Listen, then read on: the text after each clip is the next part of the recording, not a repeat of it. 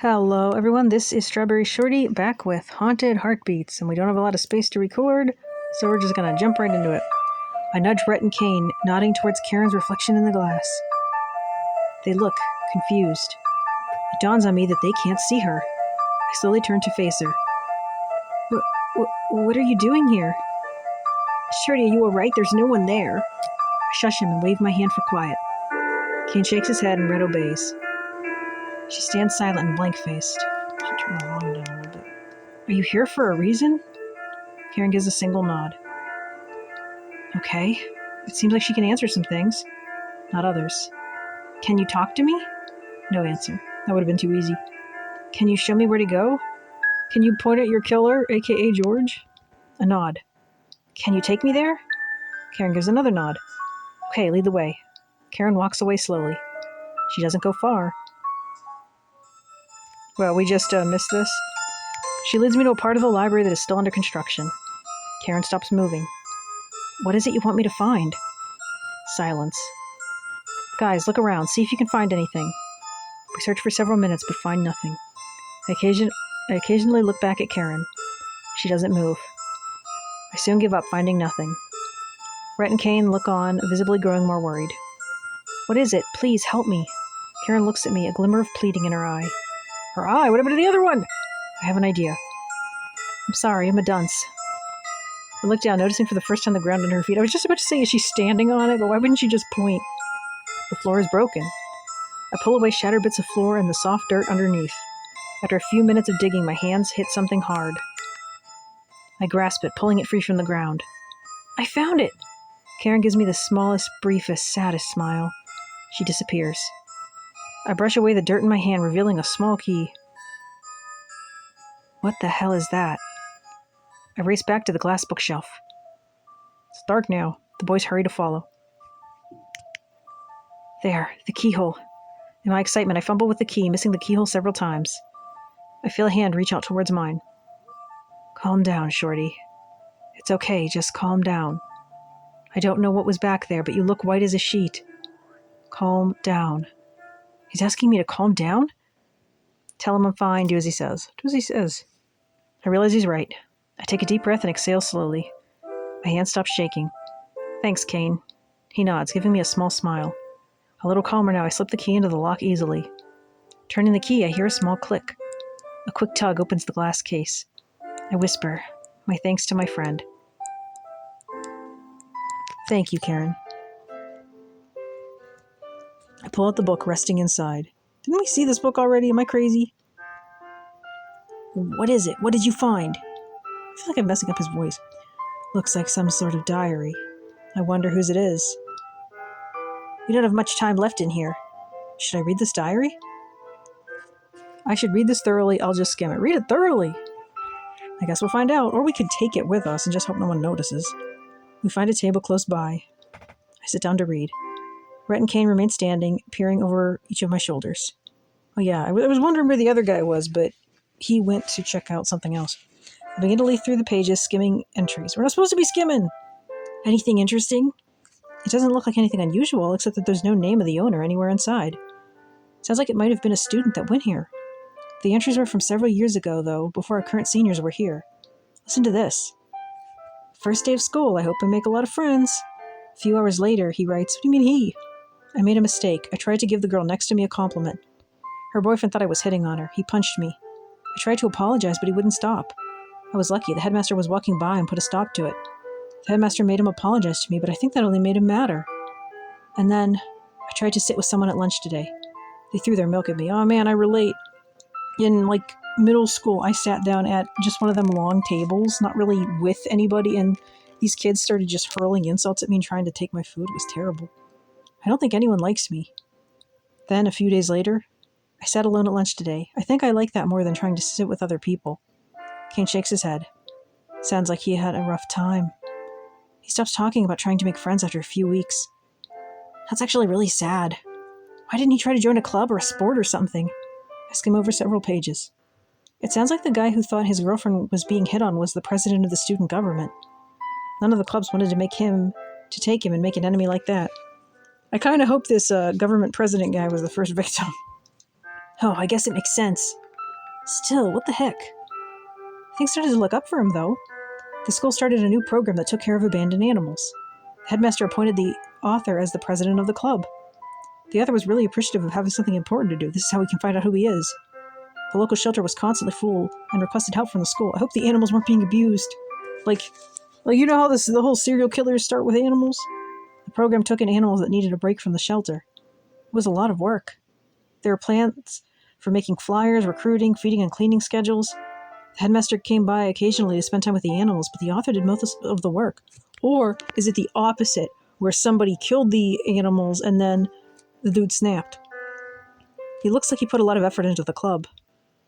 That's great. Was he able to make new friends? No one else joined. It was the middle of the year, so everyone else already had a club or two they belonged to. At least that's what the author says. That's sad. He doesn't sound like a bad guy. He's probably a serial killer.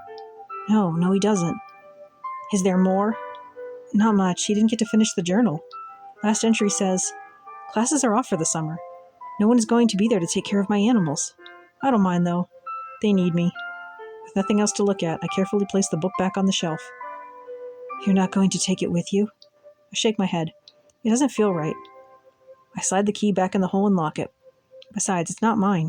The owner might want it back. I wonder why Karen wanted me to find it. I feel a pair of hands on my shoulders turning me around. Hold on, what did you say? I said I wonder why Karen... You saw Karen? Where? When? You mean when you were talking to yourself back there? Kane's hands dig into my shoulders, making me wince. Kane says, Wait, Kane, you're hurting me. I think that's supposed to be me. I feel the tension on my right shoulder immediately loosen. Red is digging his fingers into Kane's hand, prying it off. That's enough, let her go. Kane immediately loses his grip, his hands falling to his sides. A flash of pain runs across his face. Shorty, I'm so sorry. I didn't mean... It's all right, Kane. I know it wasn't on purpose. Rhett, you can let him go now. I'm fine. Rhett keeps glowering at Kane, but lets go eventually. I should have told you earlier. The one I was talking to, the one who led me to this key, was Karen. I saw her here. With us? I nod. Why didn't she talk to us? Why didn't she talk to me? I didn't think she could. She didn't say a word. She could only show us the way. Karen. Is she here now? No, she vanished when I found the key. Kane's shoulders slump. I feel guilty about not mentioning Karen before. What should I say to Karen's brother? She helped us, or I'm sorry. She helped us. She did the best she could to help. She wants us to solve this as much as we do. Karen. Oh, that is unsettling. The groan of wood interrupts us. I hope the microphone picked it up with this new audio setup I'm trying. A doorway appears, the door swinging inward. I was here before. I switch on my phone's flashlight and peer down the hall. This is not a hallway. The darkness seems endless, and only a few steps are visible at a time as the tunnel turns a corner. I start to walk inside. Come on, guys, you can get cursed too. Shorty, wait, why are you going down there? We don't know how long this door is going to be here. We need to check it out before it disappears again. It could be dangerous. I have to say I might have to agree with Rhett. Kane! He holds up a hand. But I also think we do need to check this out. How about we ask Nick to come with us? There will be more of us and Shorty will be safer. No, we should leave someone on the outside. Will that be sufficient, Rhett? I know you're going to go anyway. If that's the case, then fine. At least there's one more person around. Maybe he can talk some sense into you. Kane texts Nick to come meet us. After a few minutes, Nick arrives, eager to investigate our new find. We head inside the hole. The tunnel is long and windy, but there are no offshoots. We stay on the same path for several minutes in tense silence. Nick, Kane, and I are eager to make headway with the mystery. However, Rhett grows visibly more anxious with every step we take. Finally, he stops dead in his tracks. That's enough. This is as far as we go. We've been walking for 10 minutes to God knows where. It's not safe, not for me, for you. He glares at the others. Or you, Shorty. This has gone far enough. I was hoping Mr. President here would have enough to talk you out of this. I think he meant enough sense. I should have known he's willing to risk your safety for his precious ghost story. Rhett, come off it. You're being an ass. You all know what we're risking going through with this. Shorty especially. She's willing to risk it. You should respect that. She's smarter than all of us. I also feel like I'm changing his voice. Rhett, I have to say, Nick's right. No, she's very likely the next victim of this psycho. And just because you're curious, you're okay with traipsing into a black hole with her. You're the one who is acting crazy. This is getting out of hand. How can I calm everyone down? Reassure Rhett, tell everyone to stop fighting. I don't think either is a great idea, but I'll say reassure Rhett. I put my hand on Rhett's chest to stop him. Kane, Nick, go on ahead. Leave us alone so we could get killed. We'll catch up. The hell we will! Rhett, stop it. Guys, go. Kane opens his mouth to protest, but I hold my hand up to stop him. Please. Nick shoots a final glare at Rhett before he starts walking again. Kane follows, giving me a pleading glance. I give him a small smile, hoping it was reassuring. With many doubtful glances backward, Nick and Kane go ahead. When light from Nick's cell phone fades, I turn back to Rhett. Okay, let's talk. I don't want to talk. I want to leave, both of us. I sigh. Rhett, please. He interrupts me, but he speaks much more quietly than before. Shorty, this whole investigation thing, it's not worth it. Nothing is worth you getting hurt, or worse. His lips tighten and I can hear the pain in his voice. I know it can be pretty stubborn. I know I'm not the easiest person to convince of, well, anything. I'm still not sure about this whole haunted theory thing. But if it means keeping you safe, I'm willing to suspend disbelief. If what you guys are saying is true, things are much more dangerous than even just a single person killing people. Please, Shorty, please let's just leave this alone. You can't leave curses alone, Rhett. Even just going to the police to show this stupid tunnel. Please. I can't lose you. His voice is soft, pleading. I take my hand to put it on his face. Rhett, listen to me. I'm scared too. I don't want to think about what might happen when we reach the end of this tunnel. But you know what I'm more scared of? Doing this without you. I feel more safe just knowing you're here. The music is so quiet. Please, Rhett, I need you. I need you here with me, helping me. I know we can stop whatever is going on. I know we can, together. Please, Rhett, please help me. Rhett is silent for a moment and then gives an exasperated sigh. Before I know it, he wraps his arms around me. What am I doing? What are you doing to me, Shorty? I can't leave you alone. I know you're smart. You're going to figure this out. At least, the least I can do is be here to protect you. I take his hand and we descend into the tunnel together. It takes a while longer, but we eventually reach a large empty room. What is this doing over the school? Is this the basement? For this time, we are so far down that we are in total darkness except for our cell phones. The boys insist on being the first to enter. I notice the walls are a strange texture. That is called bricks. Hey guys, do you see this? I approach the wall to the left. It looks like someone splattered paint on the walls. I don't think that's paint blood. I bring the light of the cell phone to the walls. To my horror, I see Ken is right. Every square foot of the wall is covered in blood. Dear God. Shorty, we should record this for evidence, and then it's not going to play. How should I do this? Take a picture, take a video. I would just do both, but I'll say take a video, because pictures plus darkness never seem to work. Ah! I start video mode, leaving the flashlight on. I make a slow circle to be sure I get all of the room. Nick points up. To my horror, I see there is also blood on the ceiling. Oh my God. Looking closer, I start to see words in the blood. I hate them. I don't believe anyone. Save me. I am alone. No one can hear me. No one is answering me. No one is coming. The walls are plastered with blood, malice, and hate. We all glance at each other. Whose cell phone is that? It's none of ours. Ring, ring. We quickly realize it's not any of ours. I called it! Ring, ring. It takes us a moment, but we see there is a light in the corner of the room we haven't explored yet. An old cell phone with a cracked screen is half buried under the bare dirt. No one makes a move. I'm the closest. Gathering my courage, I pick it up. Ring, ring. Someone is calling. He rings once more, then is silent. You are not great with answering phones. I flip it open. Actually, I think that was a different game I was playing where they never answered until the person hung up. The phone starts to blink off and on again, vibrating violently. Then it stops.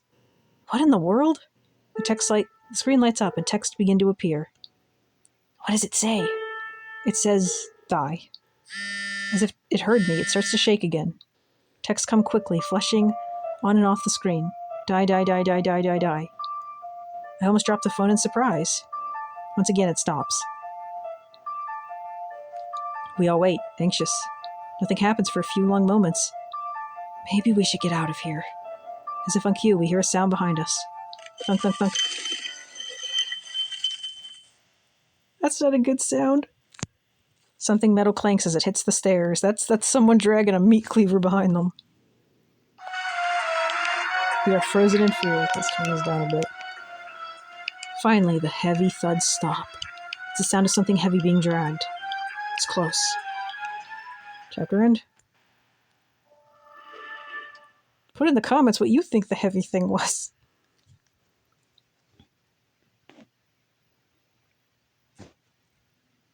Freshman fantasies, ready to live the college life you're always dreamed of with 4 handsome guys?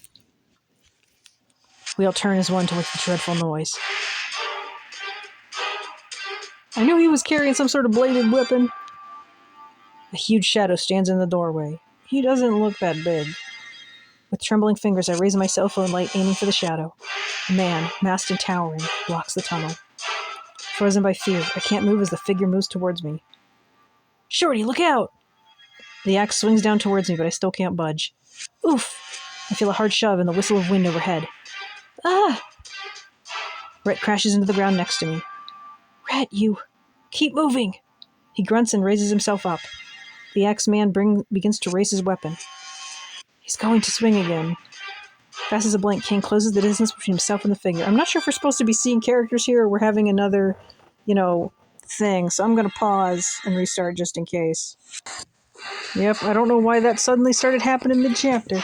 Fast as a blink, Kane closes the distance between himself and the figure. Grr. I still think it's George. Kane tries to grapple him, but the man is impossibly large and strong. There's 3 of you! With a large sweep of the giant's arm, Kane is thrown off as easily as a limp ragdoll. I hear a sickening crunch as the full weight of Kane's body slams into a wall. He crumples, unconscious, to the ground. Well, if he's unconscious, we're in trouble. The hulking man turns and lumbers towards him. It's like the rest of us don't even exist. Kane! I cry out, horrified. At the sound of my voice, Kane stirs. Well, that was easy. Shorty? Unfortunately, gaining consciousness keeps the Axeman's attention on him. Leave him alone, you brute!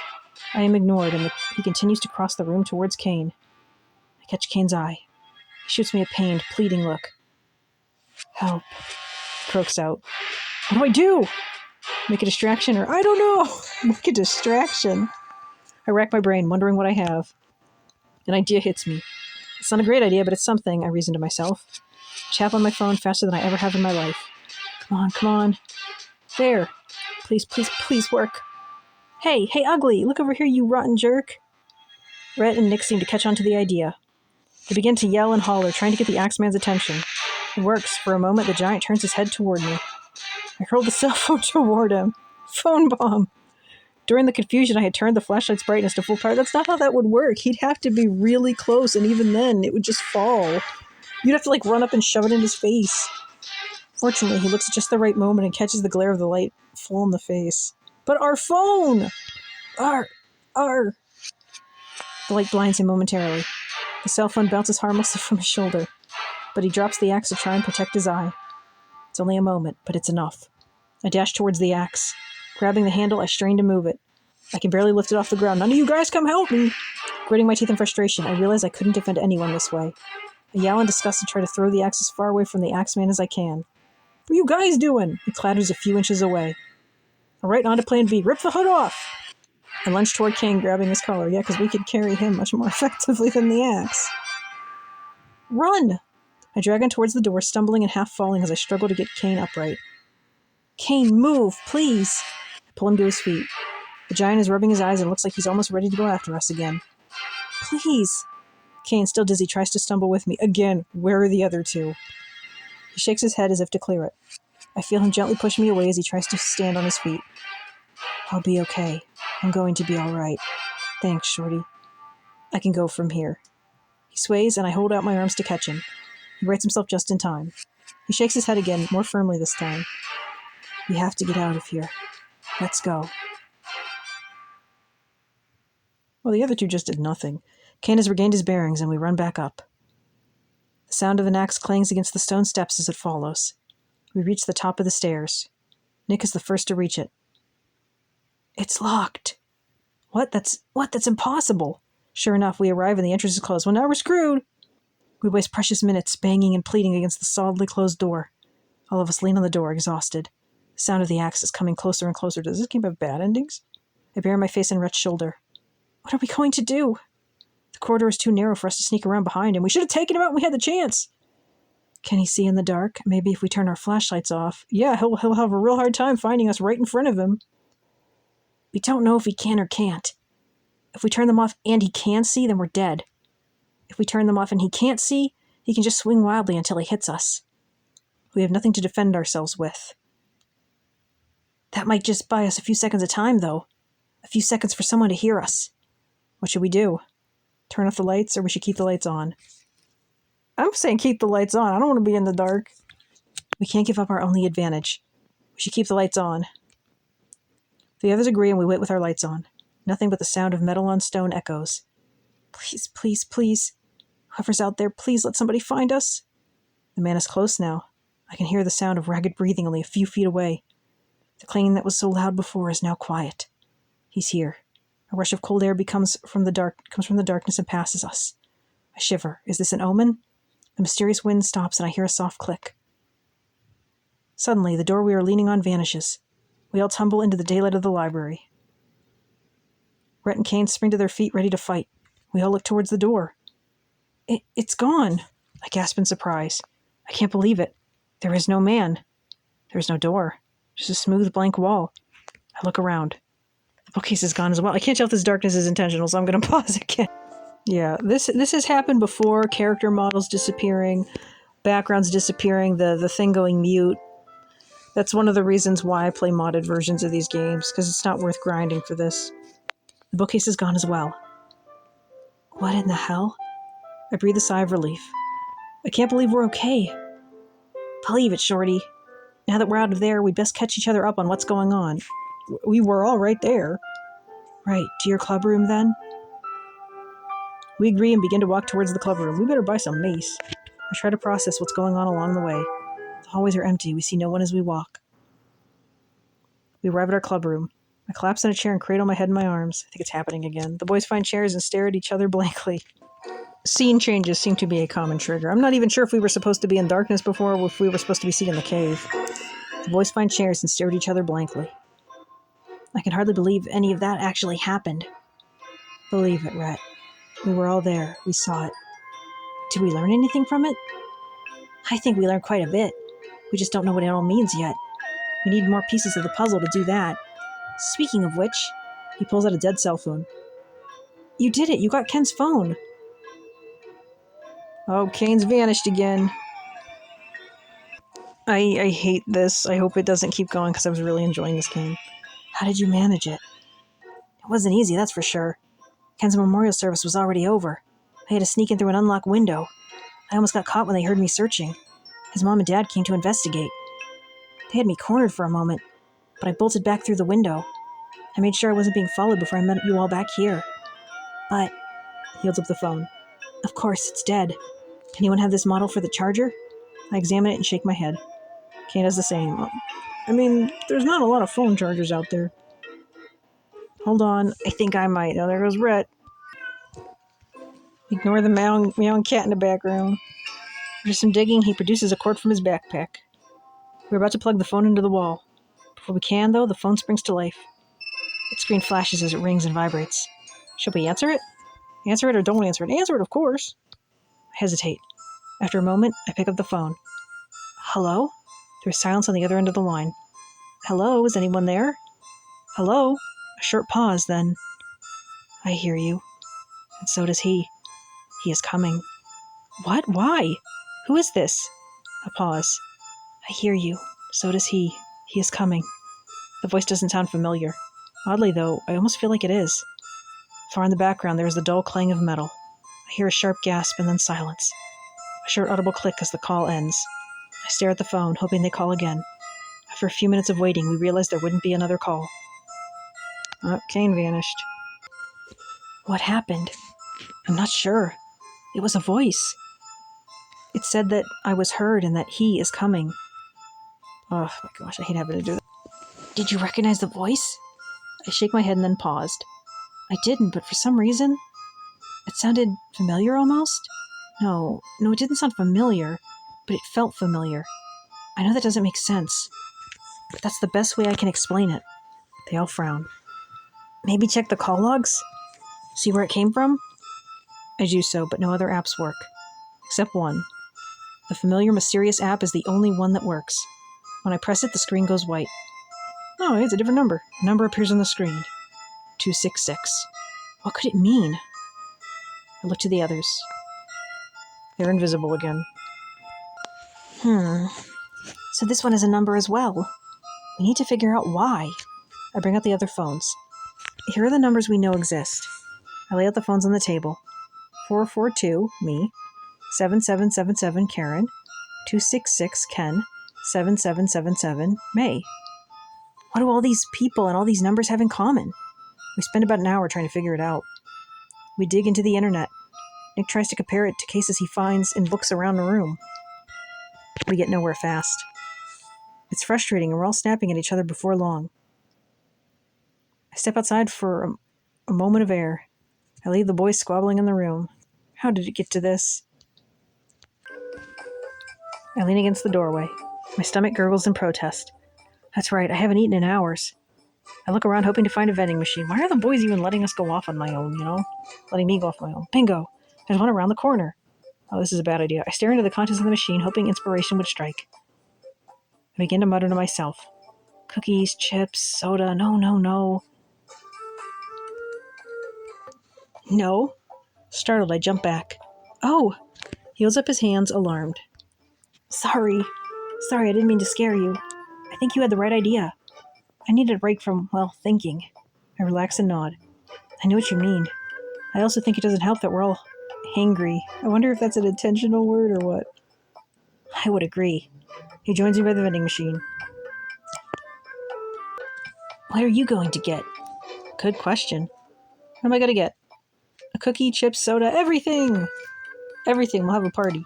I'm getting it all. The shocked look on Nick's face makes me laugh. I pay the machine and punch all the options that I want. Scooping out an armful of snacks, I give Nick a grin. I'm not eating this all myself, of course. This is for sharing. I fumble a little bit, but eventually find my target. I hold out a bag of chips. Double extra cheddar, right? Nick pauses, giving me a look. Kind of want Doritos now. Oh dear, did I make a mistake? Oh, did I get the wrong one? I'm sorry. There's another one you'd rather have. Where's the killer behind us? Nick shakes his head. No, that's not it at all. He cocks his head a little as if he's trying to figure me out. Nick seems to give up whatever he's thinking and instead breaks into a soft smile. Okay, no killer. You're so caring, Shorty. Even when everything is a mess, you find a way to make everyone's day better. I can't help it, I blush. It's nothing, don't worry about it. It's just some chips. I'm mumbling and I silently scold myself. No, it's not. And I think you know it. But here, let me help you with all that. With a gentle tug, Nick scoops several snacks from my arms. I gratefully accept his help and we go into the classroom together. We quickly divide and devour the snacks.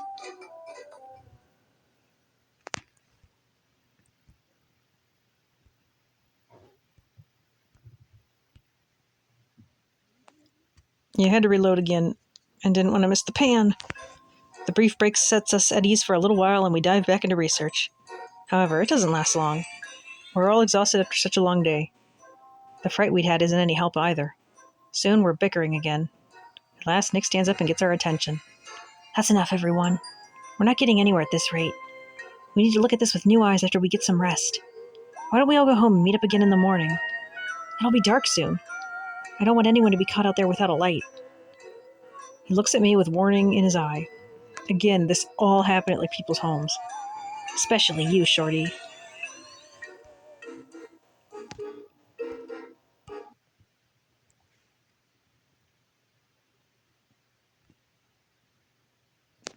I hate that I have to keep reloading this.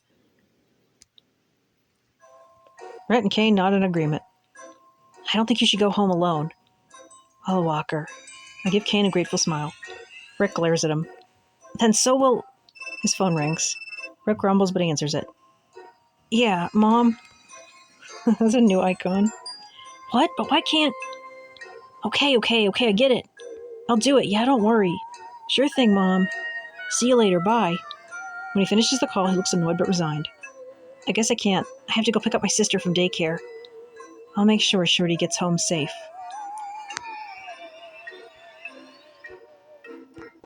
Rhett relaxes just a little. All right, I guess we don't have much of a choice. Right then. Let's all head out. I'll see you guys tomorrow. We say our goodbyes and prepare to leave. Well, thank goodness. I was going to try and do a third part, but given the space issues and just all the issues we were running into, I think we're going to end it here. Hopefully the issues will stop next chapter. So let me know what you think in the comments. Thank you so much for watching, and I'll catch you next time. Bye!